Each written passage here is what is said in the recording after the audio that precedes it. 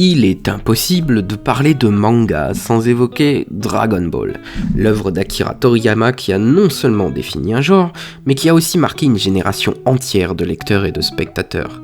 Dragon Ball n'est pas seulement un manga, c'est un véritable phénomène culturel. Un peu comme une étoile filante traversant l'univers des arts populaires, elle a inspiré, modelé et transformé l'industrie du manga et de l'animation. Mais aujourd'hui, je vous propose non pas un hommage classique, mais une prise de recul. Une réflexion sur Toriyama, initiateur de tant de passions et de fantasmes collectifs, et un constat. Malgré son influence immense, il n'a pas toujours cherché à pousser son œuvre dans des directions plus créatives, par moments préférant se laisser entraîner par la machine commerciale.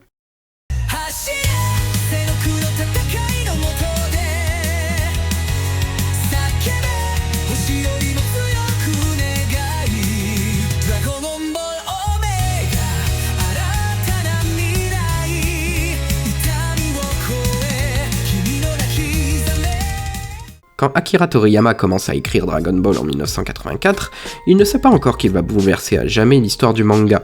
Influencé par les traditions de la culture japonaise, mais aussi par des éléments occidentaux comme les films d'arts martiaux et les comics, Toriyama prend son temps pour construire un monde vaste et foisonnant. Des personnages mémorables, des combats épiques et des arcs narratifs qui mélangent humour et émotion. Dragon Ball a un ton unique qui à la fois parodie les codes des récits d'aventure tout en les réinventant. Un mélange d'action, de quêtes personnelles et de gags qui fait l'effet d'une bombe. Le personnage de Son Goku, innocent et insatiable, devient un symbole de l'ascension des héros shonen, cette quête sans fin du pouvoir et de la rédemption. Et puis, il y a Dragon Ball Z. C'est là que l'œuvre de Toriyama devient véritablement un phénomène mondial. Les batailles s'intensifient, les ennemis deviennent de plus en plus puissants, et la saga prend une ampleur qui dépasse les frontières du Japon.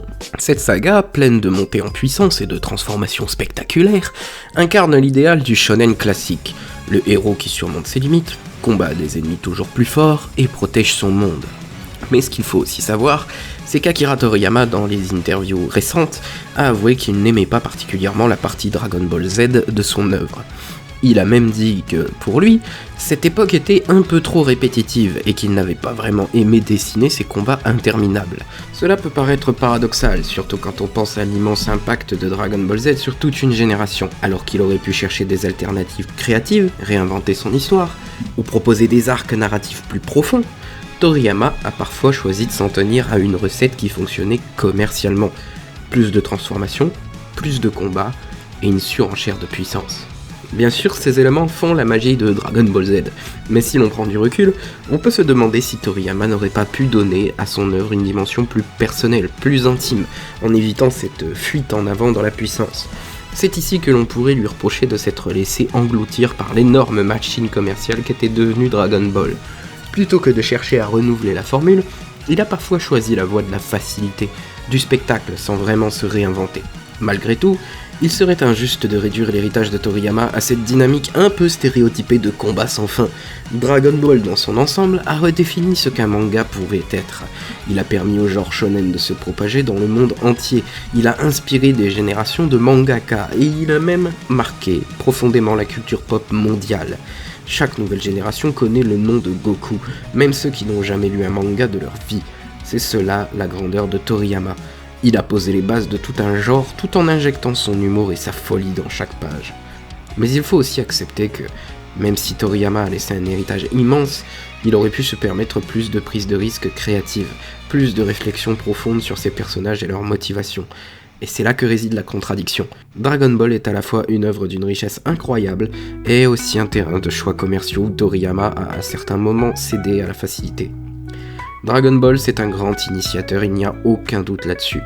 Derrière cette figure de géant, il y a aussi un homme qui a parfois fait des choix qui, avec un peu plus de liberté créative, aurait pu emmener son œuvre encore plus loin. Akira Toriyama est un créateur unique, mais son parcours nous montre que, même dans des plus grandes réussites, la pression commerciale peut parfois faire de l'ombre à la passion créative. Et c'est peut-être là, dans cette tension, que réside tout le paradoxe de Dragon Ball. Si cette analyse vous a plu, n'hésitez pas à liker, commenter, partager, vous abonner, vous connaissez la chanson. Et en attendant la prochaine vidéo, je vous dis...